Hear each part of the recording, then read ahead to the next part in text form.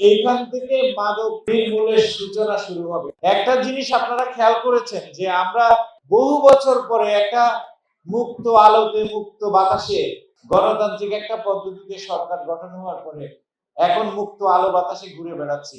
এখন যদি আমরা মানুষকে মাদক মুক্ত করতে, মাদক মুক্ত সমাজ উপহার দিতে না পারি, এখন যদি আমরা সন্ত্রাস মুক্ত জনপদ উপহার দিতে না পারি, তাহলে কখন? এটাই সময়।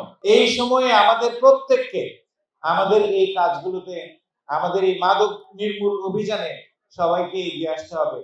চট্টগ্রাম বিভাগে 11টি জেলায়, অর্থাৎ আমার এই রেঞ্জের আওতাধীনে 11টি জেলার প্রত্যেকটা জেলা, প্রত্যেকটা ইউনিয়ন থেকে আমি মাদক নির্মূল করবই। এই যে এর আগে যেটা হতো, এরকম বড় চালান ধরা পড়ছে, মূল যারা কেরিয়ার শুধু তাদেরকে চার্জশিট করে আদালতে পাঠিয়ে দেওয়া হতো। এবার সেটা হবে না। এবার এই মাদক চেইনের মধ্যে যারা যারা জড়িত আছে প্রত্যেককে আইনের আওতায় আনা হবে। শুধু চুনোপুটি ধরে তো লাভ নাই।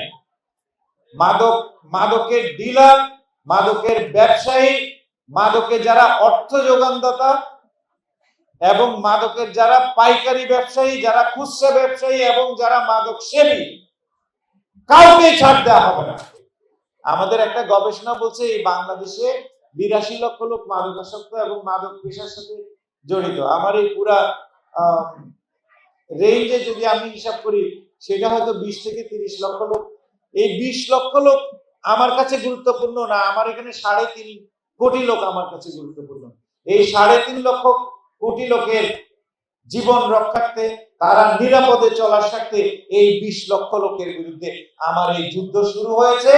এইটা থামবে না, এটা নির্মূল না হওয়া পর্যন্ত এটা থাকবে না। পুলিশের কোন সদস্য যদি মাদকের কারবারের সাথে জড়িত থাকেন, মাদকের কোন খবরাখবর অগ্রিম সরবরাহ করেন, তাদের বিরুদ্ধেও জিরো টলারেন্স। আগে ঘর পরিষ্কার হবে। আমাদের মাননীয় প্রধানমন্ত্রীর ইলেকশনের পরপরই ওনার ঘোষণা আপনারা শুনেছেন যে মাদকের বিরুদ্ধে জিরো টলারেন্স। কেন? এই সমাজটাকে, এই দেশটাকে বাঁচাতে হলে এখনই মাদকের বিরুদ্ধে আমাদেরকে ঝাঁপিয়ে পড়তে হবে।